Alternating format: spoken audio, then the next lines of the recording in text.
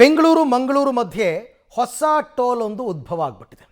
ಇಷ್ಟು ದಿನ ಇಲ್ಲದೆ ಇರತಕ್ಕಂಥ ಈ ಟೋಲ್ ಈಗ ಏಕಾಏಕಿ ಬಂದಿದೆ, ಹಣ ವಸೂಲಿಗೆ ಇಳಿದಿದೆ. ನಾವು ಯಾವುದೇ ಕಾರಣಕ್ಕೂ ದುಡ್ಡು ಕಟ್ಟಲ್ಲ, ರಸ್ತೆ ಸರಿ ಮಾಡಿಲ್ಲ ಅಂತ ಸಾರ್ವಜನಿಕರು ವಾಹನ ಸವಾರರು ಆಕ್ರೋಶ ವ್ಯಕ್ತಪಡಿಸ್ತಾ ಇದ್ದಾರೆ.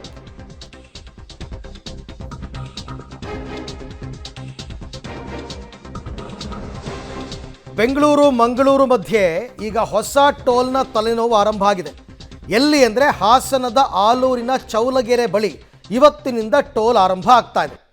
ಕಾಮಗಾರಿ ಪೂರ್ಣಗೊಳ್ಳದಿದ್ದರೂ ಟೋಲ್ ವಸೂಲಿ ಮಾಡೋದಕ್ಕೆ ಶುರು ಮಾಡಿದ್ದಾರೆ. ವಾಹನ ಸವಾರರು, ಸ್ಥಳೀಯರು, ಕನ್ನಡ ಸಂಘಟನೆಗಳು ಎಲ್ಲರೂ ಆಕ್ರೋಶ. ಪ್ರತಿಭಟನೆಯಿಂದಾಗಿ ಹೆದ್ದಾರಿಯಲ್ಲಿ ಈಗ ಟ್ರಾಫಿಕ್ ಜಾಮ್ ಆಗಿದೆ. ಅಂದರೆ ನೀವು ರೋಡನ್ನೇ ಕಂಪ್ಲೀಟ್ ಮಾಡಿಲ್ಲ, ಜೊತೆಗೆ 50ರಿಂದ 60 ಕಿಲೋಮೀಟರ್ ಗ್ಯಾಪಲ್ಲಿ ಇನ್ನೊಂದು ಟೋಲ್ ಬರಬೇಕು. ಇವಾಗ ನಿಮಗೆ ಶಾಂತಿಗ್ರಾಮ ಬಿಟ್ಟರೆ 30 ಕಿಲೋಮೀಟರ್ಗೆ ಇನ್ನೊಂದು ಟೋಲ್. ಇದು ಹೆಂಗೆ? ಇದು ರೋಡೇ ಕಂಪ್ಲೀಟ್ ಮಾಡಿಲ್ಲ. ಸಕಲೇಶ್ಪುರ ತನಕ ರೋಡ್ ಮಾಡಿ ಫಸ್ಟು, ಆಮೇಲೆ ತಗೊಳ್ಳಿ ಅಂತ ಅವ್ರು ಆಲ್ರೆಡಿ ಟೋಲ್ ಕಲೆಕ್ಟ್ ಮಾಡೋದಕ್ಕೆ ಶುರು ಮಾಡಿಬಿಟ್ಟಿದ್ದಾರೆ. ಹಾಗಾಗಿ ಹೋರಾಟ ನಡೆದಿದೆ ನೋಡಿ.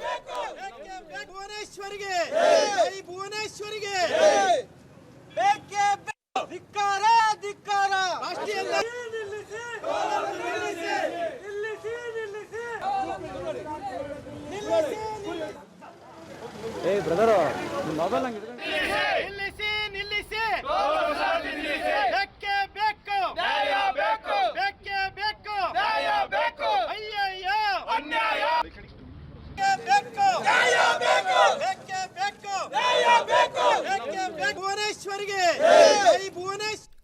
ಈ ವಿಚಾರಕ್ಕೆ ಸಂಬಂಧಪಟ್ಟಂತೆ ಮತ್ತಷ್ಟು ಮಾಹಿತಿ ನನ್ನ ಕೊಲೀಗ್ ಶಶಿಧರ್ ಅವರಿಂದ ಪಡ್ಕೊಳ್ಳೋಣ. ಶಶಿಧರ್, ಈಗ ಅಲ್ಲಿ ಕನ್ನಡ ಪರ ಸಂಘಟನೆಯವರು ಮತ್ತು ವಾಹನ ಸವಾರ ಹೇಳ್ತಿರೋದೇನು, ನೀವು ಕಂಪ್ಲೀಟ್ ರೋಡ್ನ ನಿರ್ಮಾಣ ಮಾಡಿ ಚೆನ್ನಾಗಿ ಮಾಡಿ ಆಮೇಲೆ ದುಡ್ಡು ಕಲೆಕ್ಟ್ ಮಾಡಿ, ನಮ್ಮದೇನು ಅಭ್ಯಂತರ ಇಲ್ಲ ಅಂತನಾ, ಅಥವಾ ಈ ಜಾಗದಲ್ಲಿ ಟೋಲ್ ಬರಲೇಬಾರ್ದು ಅಂತನಾ, ಹೇಗೆ?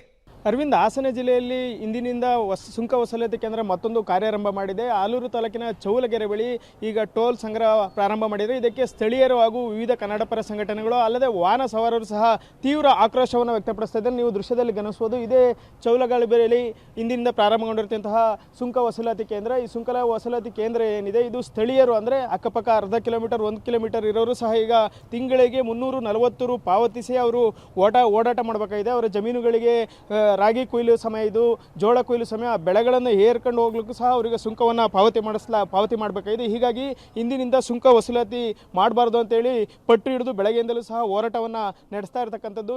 60 ಕಿಲೋಮೀಟರ್ಗೆ ಟೋಲ್ ಸಂಗ್ರಹ ಇರಬೇಕು ಅನ್ನೋದು ಏನು ನಿಯಮ ಇದೆ, ಆದರೆ 30 ಕಿಲೋಮೀಟರ್ಗೆ ಈಗ ಟೋಲ್ ಸಂಗ್ರಹವನ್ನು ಮಾಡಲಾಗ್ತಿದೆ. ಅಲ್ಲದೆ ಈ ರಸ್ತೆ ಕಾಮಗಾರಿ ಪೂರ್ಣಗೊಳ್ಳಲಿಕ್ಕೆ 8 ವರ್ಷ ತಗೊಂಡಿದೆ. ಅದು ಅರ್ಧ ಕಾಮಗಾರಿ ಸಕಲೇಶ್ಪುರದ ಮಾರ್ಗ ಮಾತ್ರ ಆಗಿದೆ, ಆದರೆ ಮಾರ್ನಹಳ್ಳಿವರೆಗೂ ಇನ್ನೂ ಸಹ ಕಾಮಗಾರಿ ಪೂರ್ಣಗೊಂಡಿಲ್ಲ.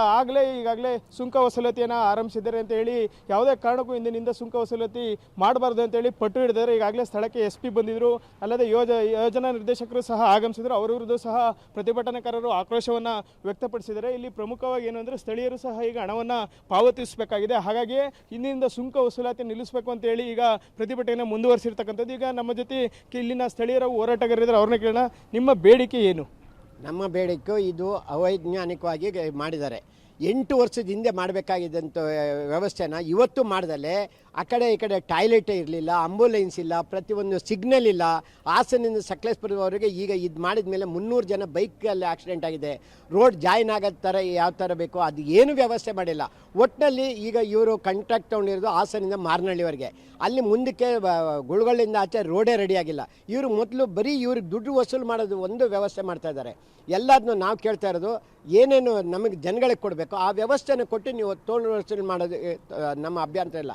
ಆದರೆ ಇವ್ರು ಮಾಡ್ತಾ ಇರೋದು ಟೋಲ್ ಒಂದೇ ಮಾಡ್ತಾರೆ. ಪೊಲೀಸವ್ರನ್ನ ಇಟ್ಕೊಂಡು 8 ಗಂಟೆಯಿಂದ ನಾವು ಕೇಳ್ತಾ ಇದ್ದೀವಿ, ನಮಗೇನು ವ್ಯವಸ್ಥೆ ಮಾಡಿದ್ದೀವಿ, ಒಂದು ಆಂಬುಲೆನ್ಸ್ ಇಲ್ಲ, 2 ಕಡೆಯಲ್ಲೇ ಟಾಯ್ಲೆಟ್ ಇಲ್ಲ, ಇದನ್ನೆಲ್ಲ ವ್ಯವಸ್ಥೆ ಮಾಡಿ. ನಾನು ಕೇಳ್ತಾ ಇದ್ದೀವಿ, ನಿಮಗೆ ಸುಂಕ ಕೊಡೋದ್ರಲ್ಲಿ ನಾವು ಸ್ಥಳೀಯರು ಮತ್ತು ರೈತರು ನೋಡಿ, ಈಗ ನಿಮಗೆ ನೋಡ್ತಾ ಇರೋಗೆ ಅಕ್ಕಪಕ್ಕದಲ್ಲಿ ಗದ್ದೆ, ಈ ಕಡೆಯಿಂದ ಆ ಕಡೆ ಹೋಗ್ಬೇಕಾದ್ರೆ ಒಂದು ಬೈಕ್ ಇದ್ರಲ್ಲಿ ಕಾರಲ್ಲಿ ಹೋಗಬೇಕು ಅಂತಂದರೆ ಸುಂಕ ಕೊಡಬೇಕು. ಇದಕ್ಕೆ ಇವರೆಲ್ಲ ಮೊದಲು ಕೂತ್ಕೊಂಡು ಆಲೂರಲ್ಲಿ ಸುತ್ತಮುತ್ತದಲ್ಲಿರತಕ್ಕಂಥ 5 ಕಿಲೋಮೀಟರ್ ಅವರಿಗೆ ಏನಿಲ್ಲ ಅಂತ ಏನೂ ಹೇಳಲಿಲ್ಲ. ಒಟ್ಟು ಇವಾಗ ಹೇಳ್ತಾ ಇದ್ದಾರೆ, ಸಂಬಂಧಪಟ್ಟ ಒಬ್ಬ ಅಧಿಕಾರಿ ಹೇಳ್ತಾ ಇದ್ದಾರೆ, ನಮಗೆ ಸೆಂಟ್ರಲ್ ಗೌರ್ಮೆಂಟಿಂದ ನಾವು ಯಾರು ಜನ ಬಂದು ಮಾಡ್ತೀವಿ, ಈ ರೀತಿಯಾದಂಥ ದುಂಡಾಗಿರಿಯಾಗಿ ವಸೂಲು ಮಾಡಿದರೆ ನಾವು ಜನಗಳು ನಾವು ಕೊಟ್ಟಿದ್ದ ಸರ್ಕಾರದಿಂದಲೇ ನಾವು ಕೊಟ್ಟಿದ್ದ ಟ್ಯಾಕ್ಸೇ ನಮಗೆ ಮಾರಕವಾಗಿ ನಡೀತಾ ಇದೆ. ಈಗ ಮತ್ತೊಬ್ರು ಹೋರಾಟಗಾರರಿದ್ದಾರೆ. ನಿಮ್ಮ ಒತ್ತಾಯ ಏನು? ಈಗ ಇಲ್ಲಿ ಬಂದಂತ ಅಧಿಕಾರಿಗಳು ಏನು ಹೇಳ್ತಾ ಇದ್ದಾರೆ? ಸರ್, ಇಲ್ಲಿ ಬಂದ ಅಧಿಕಾರಿಗಳು ಯಾವುದೇ ಕಾರಣಕ್ಕೂ ಸುಂಕ ವಸೂಲಾತಿನ ನಿಲ್ಸೋಕ್ಕಾಗಲ್ಲ ಅಂತಂದರೆ ಅವರು ನಮ್ಮನ್ನು ಸ್ಥಳೀಯರನ್ನ ವಿಶ್ವಾಸಕ್ಕೆ ತಗೊಳ್ಳದೆ ಇಲ್ಲಿ ಒಂದು ಗ್ರಾಮ ಪಂಚಾಯತಿ ಇರ್ಬೋದು, ಒಂದು ಪಟ್ಟಣ ಪಂಚಾಯತಿ ಇರ್ಬೋದು, ಮತ್ತು ಸಾರ್ವಜನಿಕರು ನಾವು ಈಗ ನೋಡ್ತಾ ಇದ್ದೀವಿ. ಈಗ ಆಚೆ ಈಚೆ ಟೋಲಿಂದ ದಾಟಬೇಕು ಅಂದ್ರೆ ಒಂದು ಗದ್ದೆ ಕೊಯ್ಲು ಇರ್ಬೋದು, ಒಂದು ಭತ್ತದ ಕೊಯ್ಲು ಇರ್ಬೋದು, ರಾಗಿ ಕೊಯ್ಲು ಇರ್ಬೋದು, ರೈತರು ಒಂದು ವಾಹನ ಆಚೆ ಈಚೆ ಸಾಗಿಸ್ಬೇಕು ಅಂದರೂ ಕೂಡ ಶುಲ್ಕನ ಕೊಡಬೇಕಾಗಿದೆ. ಮತ್ತು ಸ್ಥಳೀಯರು ತಿಂಗಳ 340ರಿಂದ 400 ರೂಪಾಯಿ ಕಟ್ಟಬೇಕು ಅಂತ ಇದೆ. ಬೇರೆಗಳೇ ಇದರೆಲ್ಲ ವಸೂಲಾತಿ ಕೇಂದ್ರಗಳಲ್ಲಿ 10 ಕಿಲೋಮೀಟರ್ವರೆಗೂ ಯಾವುದೇ ಒಂದು ಸುಂಕ ಇಲ್ಲ. ಇಲ್ಲಿ ಆ ರೀತಿ ಅವೈಜ್ಞಾನಿಕ ಮಾಡ್ತಾರೆ. ನಮ್ಮ ಉದ್ದೇಶ ರಸ್ತೆ ಪರಿಪೂರ್ಣವಾಗಿ ಮುಕ್ತಾಯ ಆಗದೆ ಈ ಒಂದು ಸುಂಕ ವಸೂಲಾತಿ ಮಾಡ್ತಿರೋದು ಅವೈಜ್ಞಾನಿಕ ಅಂತೇಳಿ ನಾವು ಎಚ್ಚರಿಸ್ತಾ ಇದ್ದೀವಿ. ಇದು ಇಲ್ಲಿನ ಹೋರಾಟಗಾರರು ಹೇಳ್ತಾ ಇರ್ತಕ್ಕಂಥವ್ರು, ಯಾವುದೇ ಕಾರಣಕ್ಕೂ ಈಗಲಿಂದಲೇ ಸುಂಕ ವಸೂಲಾತಿಯನ್ನು ಆರಂಭಿಸಬಾರ್ದು. ಒಂದು ವೇಳೆ ಆರಂಭಿಸಿದ್ರೆ ನಾವು ಯಾವುದೇ ಕಾರಣಕ್ಕೂ ಇಲ್ಲಿ ವಾಹನಗಳನ್ನ ಓಡಾಡಲಿಕ್ಕೆ ಬಿಡಲ್ಲ ಅಂತ ಹೇಳಿ ಈಗ ಪಟ್ಟಿ ಹಿಡಿದು ಪ್ರತಿಭಟನೆಯನ್ನು ಮುಂದುವರಿಸಿರ್ತಕ್ಕಂಥದ್ದು. ಓಕೆ, ಥ್ಯಾಂಕ್ ಯು ಶಶಿಧರ್ ತಮ್ಮೆಲ್ಲ ಮಾಹಿತಿಗೆ. ಬಟ್ ಸ್ಥಳೀಯರ ಸಮಸ್ಯೆ ಸ್ಥಳೀಯರಿಗೆ ಗೊತ್ತು, ಹಾಗಾಗಿ ಅವ್ರು ಹೋರಾಟಕ್ಕೆ ಇಳಿದಿರ್ತಕ್ಕಂಥದ್ದು. ಬಟ್ ರಾಷ್ಟ್ರೀಯ ಹೆದ್ದಾರಿ ಪ್ರಾಧಿಕಾರ ಇದೆಲ್ಲ ಕರೆಕ್ಟಾಗಿ ನೋಡ್ಕೋಬೇಕಪ್ಪ ಇದೆಲ್ಲನೂ.